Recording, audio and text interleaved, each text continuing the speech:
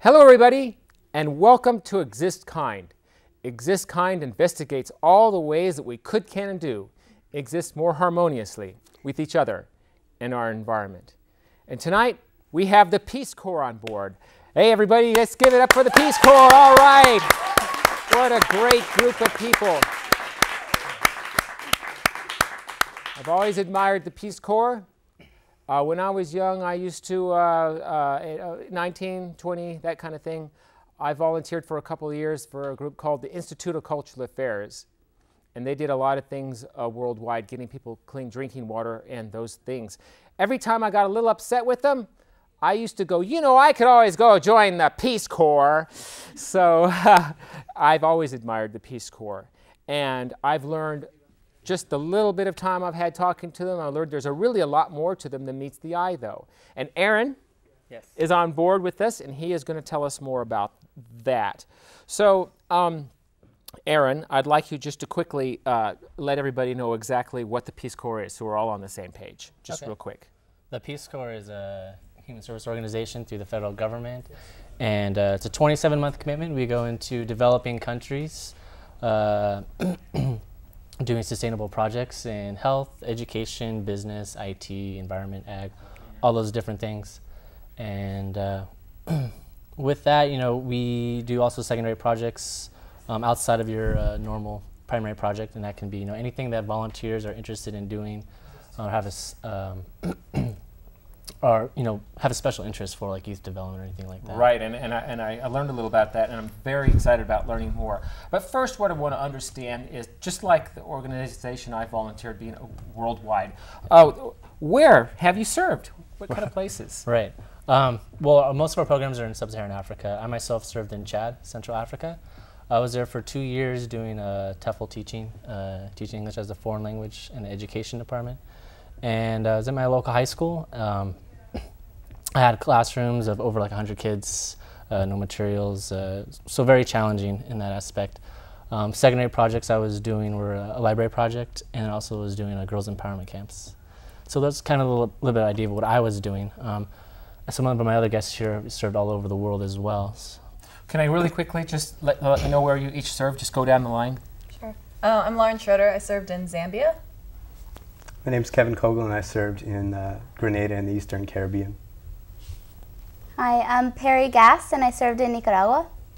And I'm Pam Wilrod. I served in Guyana in South America. Wonderful, all around the world.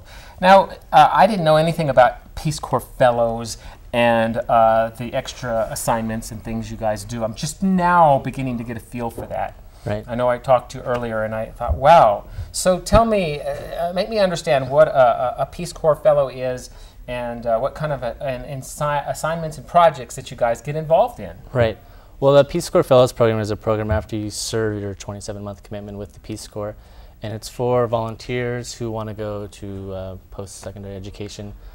So, like us here, we're part of the University of Arizona Peace Corps Fellows program, the second biggest in the country. And basically what we do is we do 500 hours of community service in serving underserved communities here in Tucson. So for example, the other day we did a watershed project here in Tucson. We go around pulling buffalo grass, anything of that sort.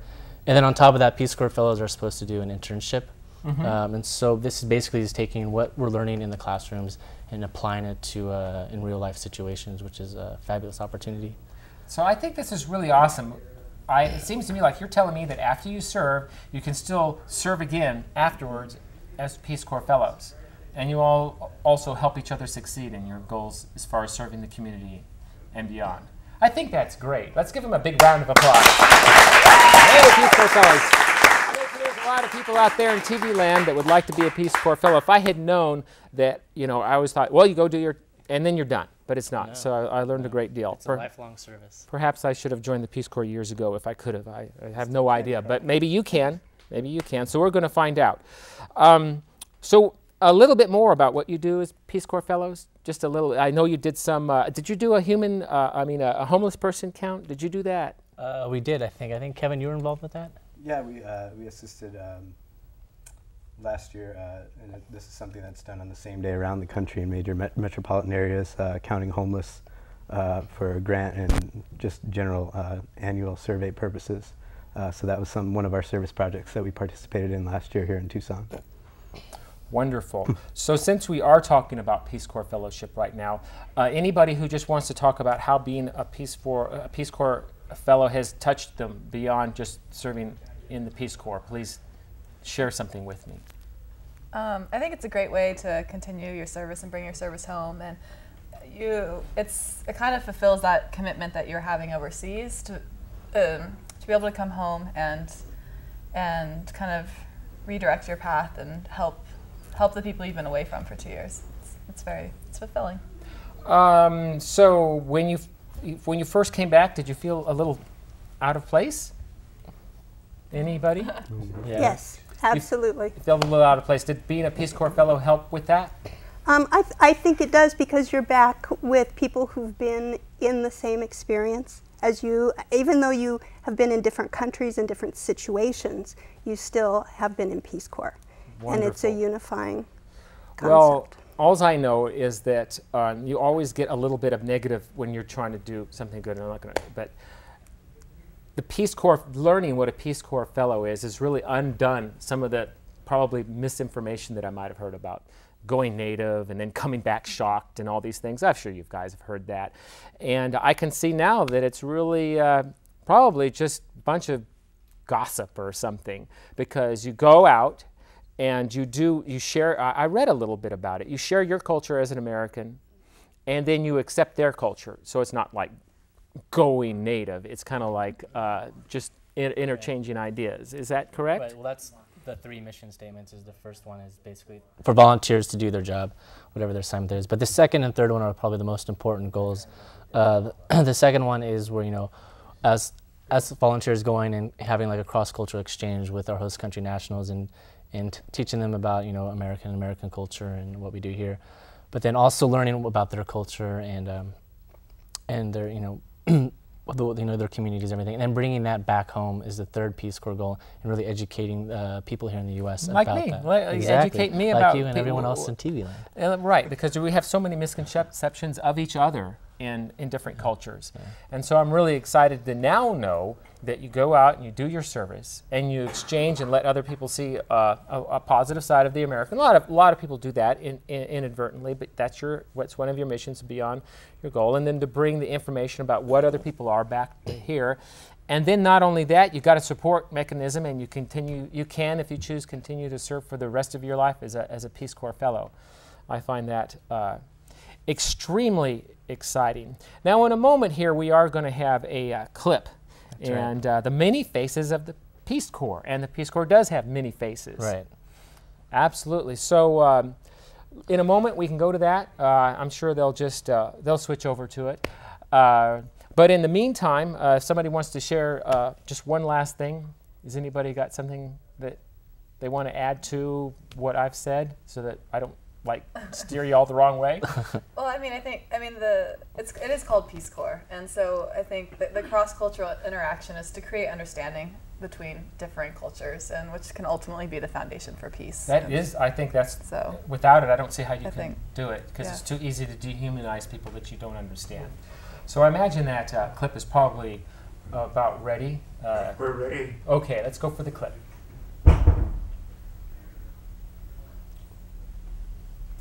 Bring the green aux up so I can. Green aux? Yeah. What's up? Turn it up just a little bit. Do me a favor.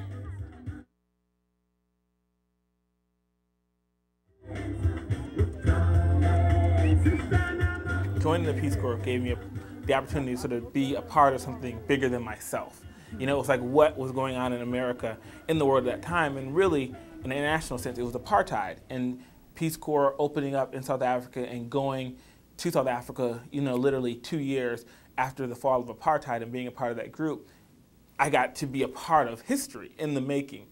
Given the fact that the world today is more complicated, more troubled, we're living in an era when goodwill is more important than ever before, and perhaps equally as important, it's an era when understanding, the ability to understand people of other cultures and other religions couldn't be more important. You know, Panama's got such a kaleidoscope of cultures, and where I live in the Azuero, it's very distinct and it's known as the kind of cradle of the Latino culture in Panama. As a first generation born in the United States, you know, you have, from your family side, you have a lot of Cuban culture thrown at you, but with your peers and in school, you have a lot of, you know, American culture thrown at you. So you're kind of in this place of solitude, you know, where you're trying to find and identify yourself and where you really fit in. So coming back here was a way to get back in touch with the original roots of my grandparents, you know, who lived in the country and who were farmers.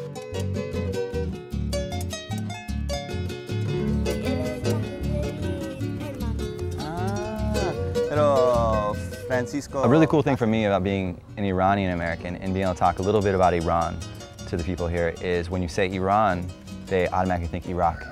And it's Iraq, and that's where they think like my dad's from or my heritage is. And I get to talk to them, no, it's actually different. But even then I get to open up the whole question of what do you think it's like there? You know, and having been there and everything, I can explain it to them. And they are so flabbergasted when I tell them that there's people of all ethnic backgrounds, that the number of non-white Americans is increasing steadily. I think it's also nice being Alaskan Indian to show them my people were indigenous, and I'm proud of that. Peace Corps volunteers are really unique. They have been out there. They have been immersed culturally. They've learned a second language.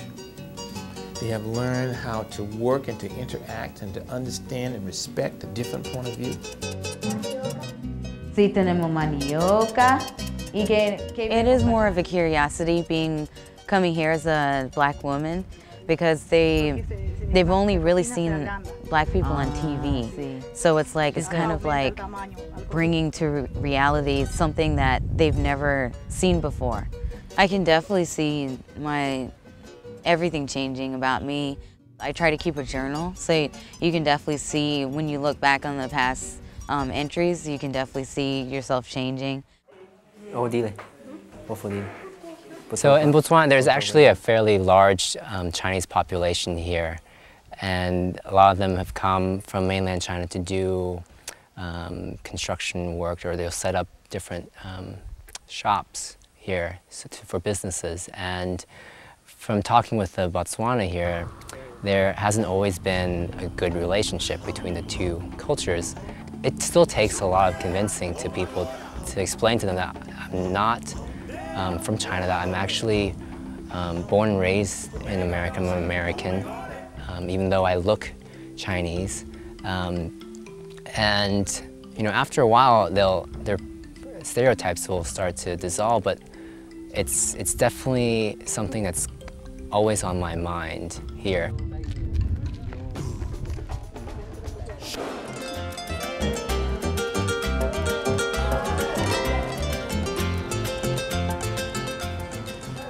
Here in Ecuador, the poorest class are Afro-Ecuadorians and indigenous people.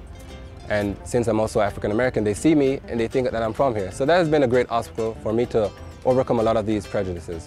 But I think by me working in the areas where Afro-Ecuadorians live, I've been able to help these people realize that they can do whatever that they desire. ¿Cuántos huevos van? 4. Yeah. For me to be able to work in these communities and kind of help these people, like motivate them, increase their self-esteem, has been a great deal for me.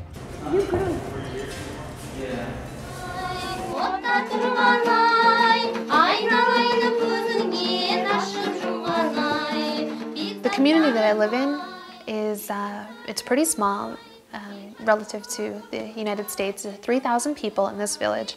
When I think about it, it's smaller than the high school that I went to, population-wise.